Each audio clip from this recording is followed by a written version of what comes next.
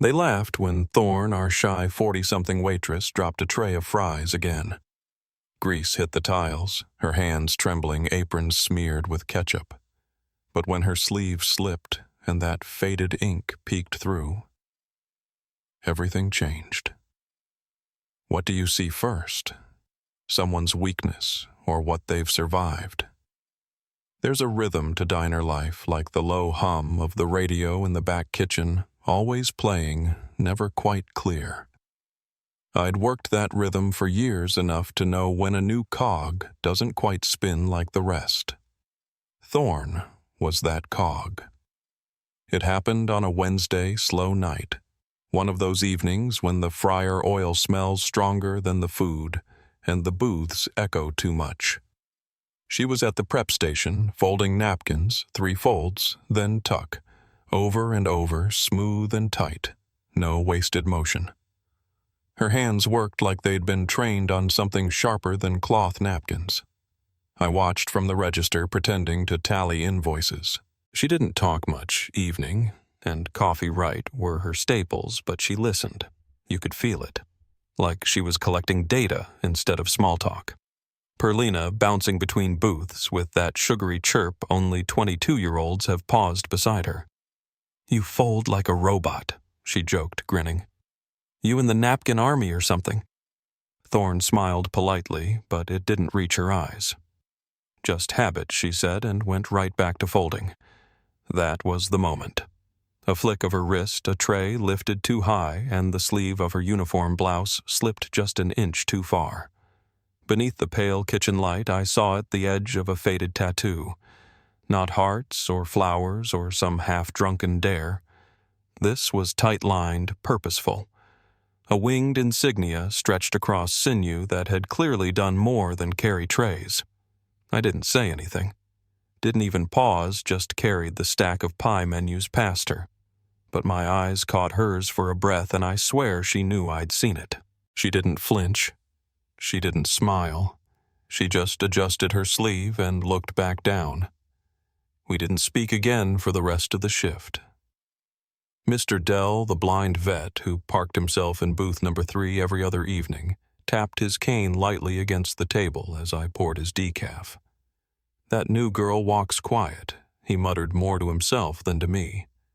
"Like someone who's learned to make less noise than necessary." "She's efficient," I replied, keeping my tone flat. He sniffed once. "So were the best ones." Before they broke. The neon sign outside buzzed against the glass, a weak blue glow casting tired shadows across the floor. We closed up around 10. Thorne clocked out without a word, her name tag hung neatly in the slot on the wall. Perlina left a note on the whiteboard. Double chocolate out order more with a heart dotting the exclamation. I stayed behind as always to wipe down the counter. My hand moved in autopilot, but my mind wasn't on the crumbs or coffee rings. It was on the lines I'd seen, barely inked beneath years of skin and silence. Back home, I booted up the old desktop. It groaned like always, monitor flickering once before settling into that grayish glow. I typed in what I could remember: military winged insignia, tattoo, veteran, female pilot, then narrowed it by style and age. It took some digging, but there it was. A unit patch, not current. Tactical Air Wing 7 based out of Texas, disbanded in 2011 after budget cuts. Little online footprint, just enough to confirm that the tattoo matched. I leaned back in my chair, the plastic creaking. Wind hissed softly through the window cracks, mixing with the kitchen clock's tick. It was past midnight, and I was still staring at that screen. The insignia stared back. There she was in my diner, folding napkins like they were detonators, with hands too steady, eyes too quiet, and a past too carefully hidden. I didn't know her story yet, but I knew enough to stop calling her the new girl. "You know they're cutting the vet fund again," the man in booth 4 said through a mouthful of meatloaf. His voice was gravel and gravy loud enough to carry to the next booth. Too many ghosts, not enough glory. The statement floated over the lunch crowd, catching some nods and a few snorts of agreement. I kept pouring coffee eyes on the level in the pot, but my ears didn't miss much. They never did. Outside, the sun hit chrome and windshields hard, glinting off every pickup truck in the lot. The diner filled with the usual lunchtime sounds, fryers hissing order slips, fluttering someone shouting, "No onions," from the back. But under it all was a tension I'd come to recognize hometown folks pretending they didn't notice their world tilting just a bit. Perlina darted past me, balancing a tray with 2 BLTs and a strawberry malt. She winked at a booth of college kids near the window, then leaned down conspiratorially. You ever notice how Thorne never laughs, like not even a chuckle? She just blinks like some air marshal. The kids laughed. That nervous, eager to belong kind of laugh. At the far end of the counter, Thorne wiped down the chrome. Slow, deliberate strokes. Her back to the noise, her ears wide open. The cloth in her hand made tight, even circles. One pass, then another. Gleam, repeat. The bulletin board by the condiment shelf had a new notice tacked to it, slightly crooked blue ink on white paper. Town Council hearing. Veterans Funding Reallocation Proposal. Thursday 5 p.m. Public welcome.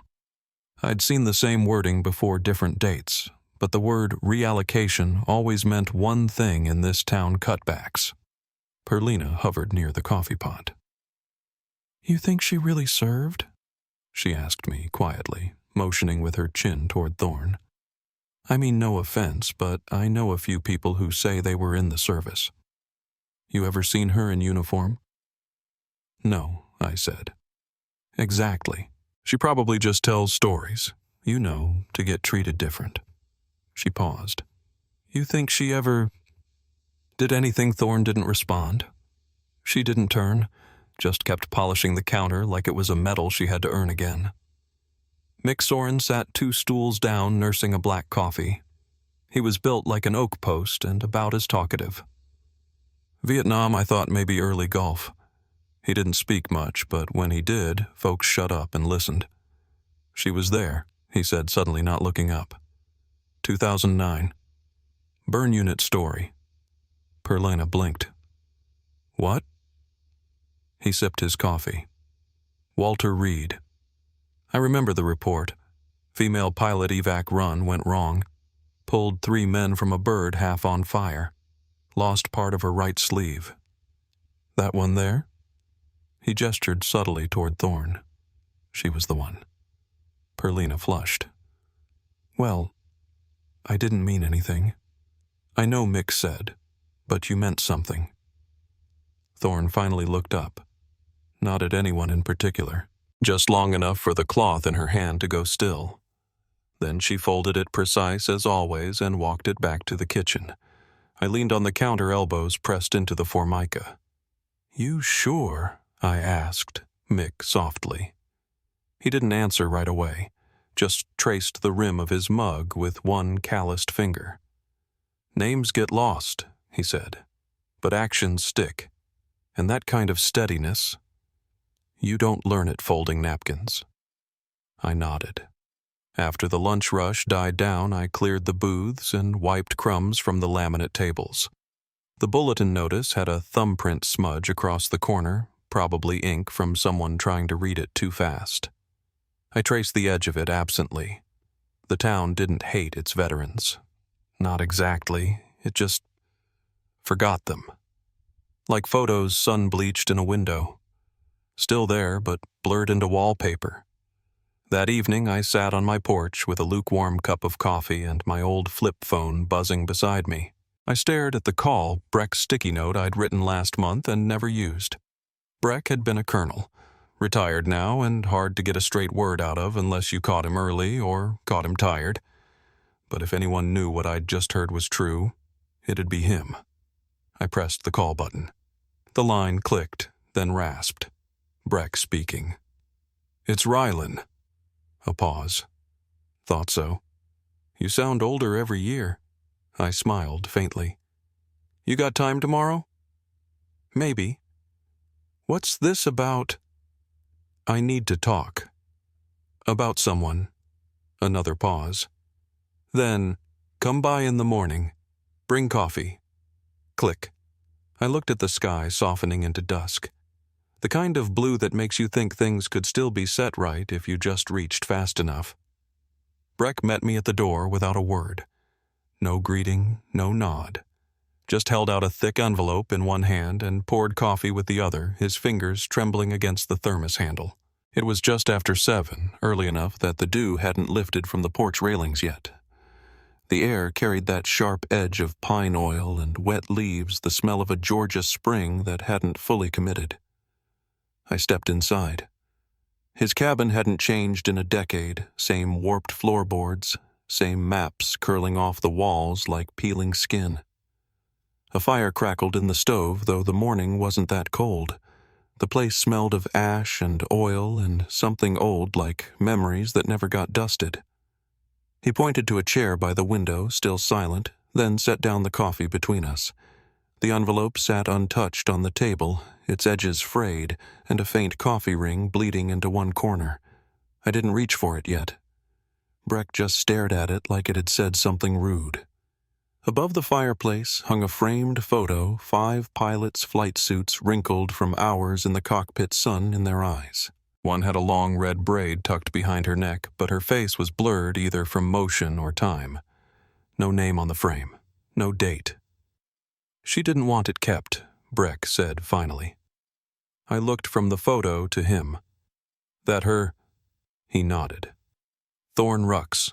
Call sign was Lark. Quietest damn flyer I ever trained. He slid the envelope closer to me. She wrote this after the mission. Never mailed it. Told me to keep it in case someone came asking, not reporters, not brass. Someone who might care. The seal was broken, but the letter inside was folded tight corners, creased from being handled too often. I opened it slowly, careful not to tear the worn paper. Dear Dad. It began. I'm sorry about the news. I know you'll hear about the mission from someone else first. The bird caught fire on descent. We lost elevation control comms. I should have waited for extraction, but there were men still breathing inside. I went back in. Pulled 3, left 2. The words hit like gravel against glass. Unpolished. Honest. My right arm's burned. Not bad enough for sympathy, just bad enough to keep people from looking me in the eye too long. The next paragraph was scribbled with an edge that made my throat tighten. They'll offer a medal. Maybe a speech. If they do say no, I don't want a platform. I want my apron. It's quieter. Safer. Let me keep folding napkins in peace. I folded the letter back along the old creases and placed it gently on the table. Breck leaned back, hands steepled. We tried to give her a citation. Civilian medal. She refused. Said her piece was already spoken in fire. She's still working at the diner, I said. He gave a dry chuckle. Of course she is. That's exactly where she'd go. No parades. Just coffee and chrome. I looked out the window. The pine trees swayed gently, their needles whispering secrets I couldn't quite hear. She never talks about it. She doesn't need to. But maybe it's time others did. He stood slower than he used to and poured more coffee into my mug. His hand shook less this time. I kept that letter because I owed her, he said. She saved men I trained. And she asked me to stay silent unless someone came who might understand the cost. I stared at the envelope again. I don't know if I do. Breck looked at me. You're here. That's close enough. The rest of the morning passed with few words. I helped him clean out the ash from the stove, and he handed me a battered folder with old news clippings, mission diagrams, and one photo of Thorn in a flight suit taken from the side face in shadow tattoo barely visible above the wrist. As I left, he handed me a folded slip of paper. She won't accept it from me, he said. But maybe from someone who smells like grease and waffles. I nodded.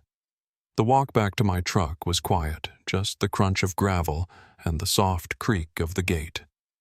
I slid into the seat, unfolded the paper.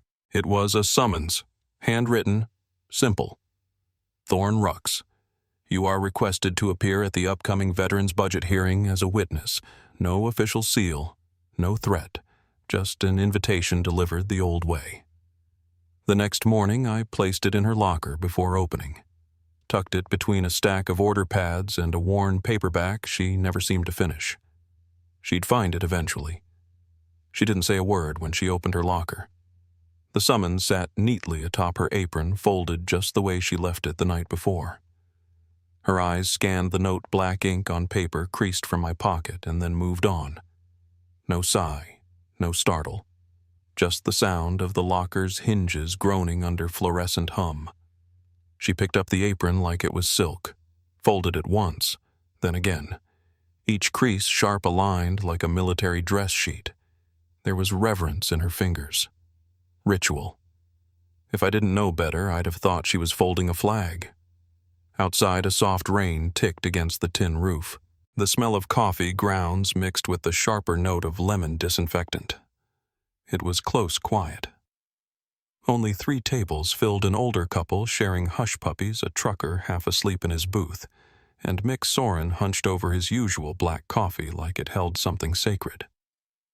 Thorne tied her apron without looking up, tucked the summons into her back pocket, walked past me to the supply closet without a word. Perlina, chewing gum and tapping her nails against the soda machine, leaned toward me. "She's going to speak at that hearing, huh? Hope she doesn't trip on her tray on the way up." It was meant to be funny. Mostly. But there was less bite in her voice this time. Thorne re-emerged with a box of napkins in one hand and a roll of plastic cutlery in the other. She moved fast, efficient, focused, like a woman with something to outrun. That shift, she folded more napkins than I'd ever seen, stacked into symmetrical towers, edges lined like blueprints. She wiped down every booth before anyone asked, checked the condiment shelf, refreshed the sugar canisters. At one point, I watched her realign the salt shakers to all face the same direction. Something was bracing inside her, like a spring winding tight before the jump. From the old TV in the corner, Mayor Curtis Van's voice crackled through static. "Honoring our local heroes," he said, words muffled beneath the hiss of interference. His face appeared briefly blurred and smiling too widely. Then the screen flickered back to a rerun of a baking show.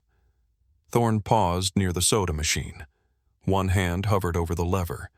Then slowly she turned and walked into the supply closet again. I followed just far enough to see her with her back to me. Her right hand rested over her left forearm thumb, tracing a spot just below the rolled-up sleeve. The tattoo. The same faded lines I'd seen weeks ago, now visible in the flickering light of the closet bulb. She didn't look up. "I thought staying quiet was how peace worked," she said. Her voice was low calm, shaped like something that had sat inside her chest a long time. "You do your part disappear. Let the next storm roll through without you." She turned then, her eyes meeting mine, not defiant, not afraid, just clear. Maybe I was wrong. I opened my mouth to respond, but the chime on the diner door cut me off. A bell soft but certain. We stepped back into the main room. Rain smeared against the windows now, and headlights moved like ghosts behind the fogged glass. Breck stood just inside the door. No umbrella. Rain on his shoulders, his cap tucked under one arm.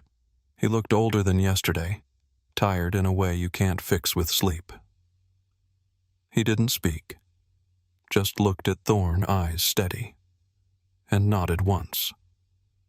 She didn't nod back, didn't need to. Instead, she reached for a fresh towel and walked to the nearest booth, fingers wrapping it with care, attention, and something I can only describe as resolve. Outside, the rain kept falling, but inside the diner, the quiet had shifted. The town hall smelled of waxed linoleum, old paper, and recycled tension. You could hear every shift in a folding chair, every cleared throat bouncing off the high ceilings like a cough in a church. I hadn't seen this many folks packed into one room since the 4th of July raffle back when someone's Labrador ran off with the hot dog tray and made the front page of the paper. Rain tapped steadily against the tall windows. a soft patter almost like fingers drumming to an old song no one remembered. Fluorescent lights flickered overhead, humming their own sour tune. I took a seat near the back next to Breck, who stood with his arms folded and his jaw tight. Perlina sat on the far-end phone at the ready, doing her best impression of a town correspondent. The mayor, Curtis Van, perched comfortably at the dais, perfectly framed by the Carthage seal and the flickering flag behind him. Thorne entered through the side door, not late, but last, like someone who knows precisely when to arrive and how little attention to draw. Her jacket hung loose over a pressed uniform shirt, not parade regulation, but close enough to carry weight. She moved like she always did, silent, steady, and deliberate. The room buzzed with half-whispers. "She's really here." That or didn't think she'd actually show. Van adjusted his tie. "Ladies and gentlemen, thank you for attending tonight's hearing. We'll begin with the matter of municipal budget revisions, specifically the line items concerning auxiliary veteran services." He smiled like a man about to sell his own mother a parking ticket. "The truth is," he continued, "we are allocating thousands of dollars a year for support programs that, if we're honest, serve no measurable output. No active service record of note remains in Carthage. We're paying tribute to ghosts." A few chuckled. Thorne said nothing, but her left hand drifted to her forearm, fingers curling slightly like the skin itched from the inside. Perlina raised her phone to snap a picture. She whispered something to her neighbor, and someone snorted a laugh. "Unless Perlina said louder this time, our waitress here plans to pilot a pancake into battle." A ripple of awkward chuckles passed through the audience. Someone elbowed someone else. A teenager laughed a bit too loud. I turned to look at Thorne. She stood slowly, chair creaking as she pushed it back. No flinch, no eye roll. She reached behind her and untied her apron, the same one she wore at the diner every night. Folded it in half. Then again. Then once more into a clean square. The room went quieter than I'd ever heard it. She stepped forward. The rain picked up slightly, tapping harder against the glass. Thorne walked with purpose, but not with rush. She moved like every step had been rehearsed, every breath measured. When she reached the center aisle, she paused, then looked up at the mayor, not with challenge, but with certainty. Then she rolled up her left sleeve. There it was, the tattoo in full. An eagle in flight talons outstretched, the wings curved just enough to suggest movement even in stillness. Beneath it, a set of coordinates. Faded but legible. The ink had dulled over the years, but what struck me most wasn't the design, it was the scar. A jagged line ripped straight through the bird's left wing, crossing its body diagonally like a wound that refused to fade. Silence fell. Even Perlina lowered her phone. Van shifted in his chair, suddenly unsure of the air. A little boy, maybe 7 or 8, leaned close to his mother and whispered just loud enough for us all to hear. "Is she a soldier?" The mother didn't answer. She just looked at Thorne with her lips slightly parted, like the answer had cracked something inside her she hadn't known was sealed shut. Thorne didn't speak. She didn't need to. She rolled her sleeve back down, placed the folded apron on the council table like a formal document, and turned to walk back. No one stopped her. Not even Van. Not even the ghosts. She didn't raise her voice. She didn't have to. Her silence had already rearranged the room. The folded apron still sat on the council table like a quiet dare. The ink of her tattoo had faded back beneath her sleeve, but the image lingered in everyone's minds, more vivid than any speech could have managed. Councilman Darren, usually smug behind his thick glasses and budget spreadsheets, shifted uneasily. His fingers shuffled papers with no purpose. Across the aisle, Mayor Van cleared his throat twice, though no one had asked him to speak again. Then Breck stepped forward. The old man didn't make a scene. He didn't stride, didn't point. Just walked to the front like he'd done it 100 times, same boots, same quiet fire behind the eyes. He held a manila folder worn at the corners. I noticed his thumb pressing into it like it held something that might burn through the paper. 2009. Breck began voice low but crisp. Afghanistan. Tactical Wing 73B call sign Lark. His eyes swept the room. Not defiant. Just steady. There was a fuel depot fire. Intel said 2 risky secondary explosions expected. Command ordered fallback. Most of the squadron complied. 1 pilot didn't. He looked at Thorne, then back to the room. She flew back into that fire. Alone, knowing she might not get out. People shifted in their seats. You could hear the vinyl creak and the breath hold. 18 came home because she didn't turn. A murmur rippled near the back, hushed quick by the weight of it. Thorne didn't flinch, didn't nod. She simply stood, hands clasped lightly in front of her eyes, level with the flag above Van's head. "I didn't do it to be remembered," she said softly. "I did it so they could be." Her words settled like ash, slow final.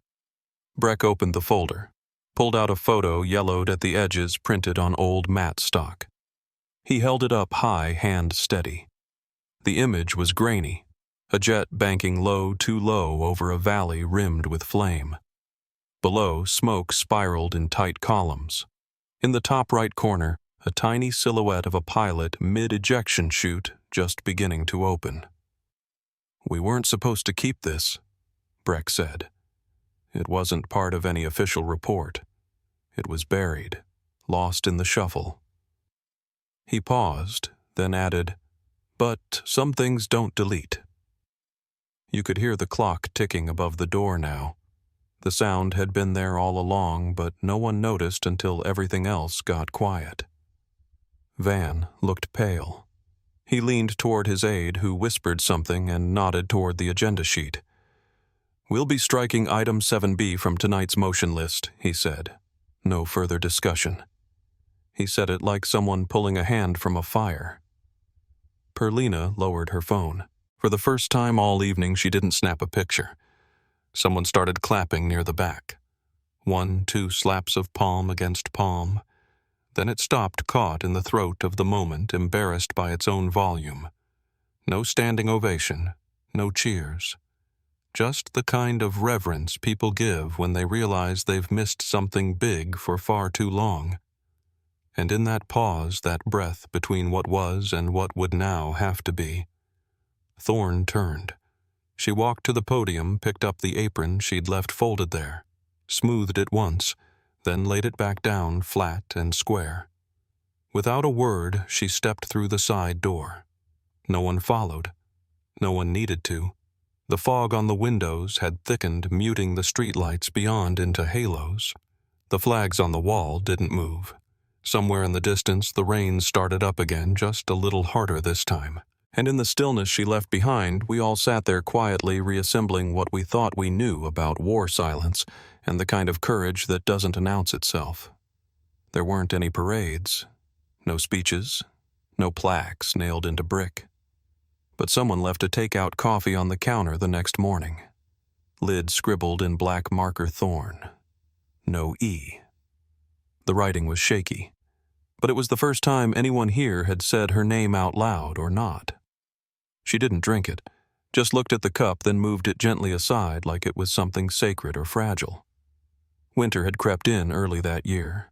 The post-Thanksgiving quiet made the town feel smaller, like it was pulling in on itself for warmth. Porch lights blinked on by 4:45 p.m., some flickering already from cold bulbs. Christmas wreaths started appearing on doors, though no one seemed in a hurry to celebrate. At the diner, Thorne was still on the schedule, but she worked less. Showed up early, left before the late rush. She didn't talk much, though, to be fair, she never really had. I caught her once sitting in the back booth before her shift, just staring at the window where the rain streaked like tiny rivers across the glass. She had the envelope from Breck in her lap. She didn't open it, just held it. Perlina had changed too. She didn't say anything outright, never apologized. But she stopped talking when Thorne entered a room. She took out the trash without being asked, wiped down the counters twice instead of once, little things. One evening, Mick came in with a padded envelope. Didn't speak, just handed it to me and nodded. Inside were photo prints, some black and white, some slightly yellowed. All from over the years, training fields, mess halls, group shots. In one, Thorne stood off to the side, not quite smiling, her braid catching sunlight like copper wire. I started gathering them. Not for anything official, just collecting. Breck came by the next day. We sat at the corner table, coffee cooling between us as he flipped through the stack. Build something, he said, eyes still on the photos. Before people forget why they remember.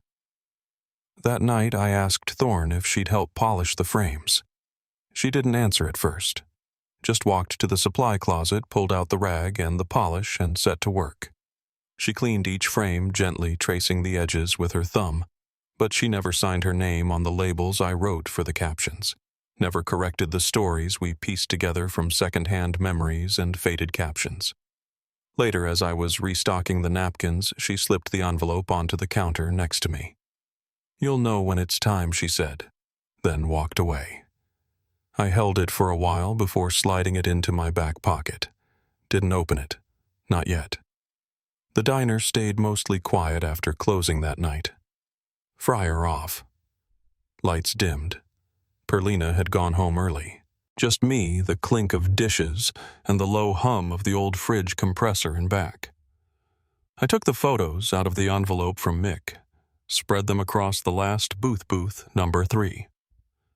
Old Mr. Dell's old seat. 12 in total.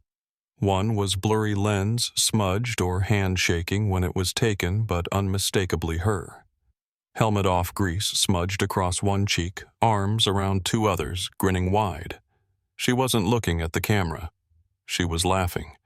And in that laugh, frozen in motionless ink, was a version of Thorne the town had never known. There was no ribbon cutting, no speeches, no brass band or mayor with a big pair of scissors. Just a door slightly ajar with a brushed brass plate, those who flew quietly. The light that morning was soft spring sun pooling through the library's narrow skylights, warming the old pine floor. Dust floated in it like memory made visible. The exhibit room was quiet, even with people moving in and out. Their footsteps fell in rhythm with the hum of the central HVAC and the occasional whisper from a child. I stood near the back by the fire exit, hands in my coat pockets watching them move through it. Kids, mostly. School groups.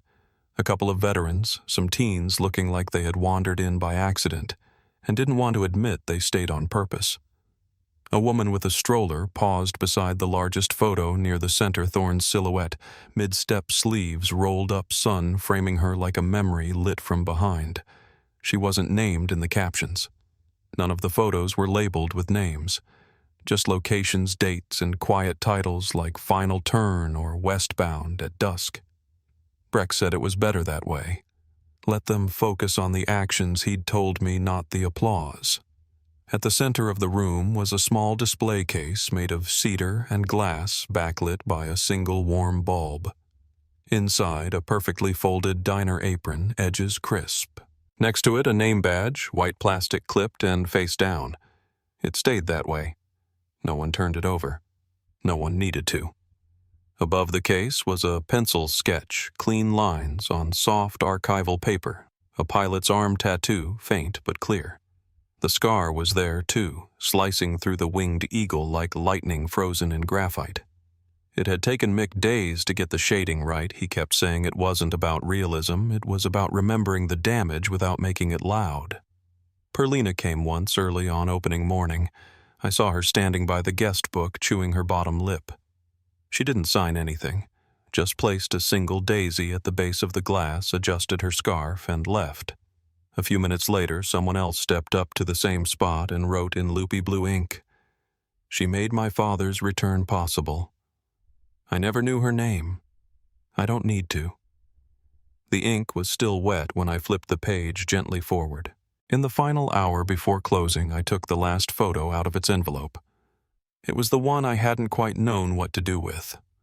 Caught by chance on a foggy morning, probably by Perlina with her phone. The image wasn't sharp, but the feeling was. Thorne walking away from the diner's back door. Head slightly bowed, sleeves rolled up, the faint outline of her tattoo barely visible beneath fabric worn thin. Behind her, the sun rose, just enough to blur the details but light up the pavement at her feet. I placed it in the last empty frame, hung it near the exit. No caption. The sunlight through that library skylight warmed the graphite lines of her tattoo, faint now but whole again. No applause followed. Just the rustle of coats, the hush of footsteps, and that little apron under glass folded tight like it had never been worn. I used to think some stories needed shouting. Turns out the ones worth remembering are often whispered. She never asked for a plaque, and maybe that's why her name echoes longer than brass ever could. Have you ever known someone who changed everything without ever raising their voice? Feel free to share your story in the comments or subscribe if quiet stories like this one speak to you.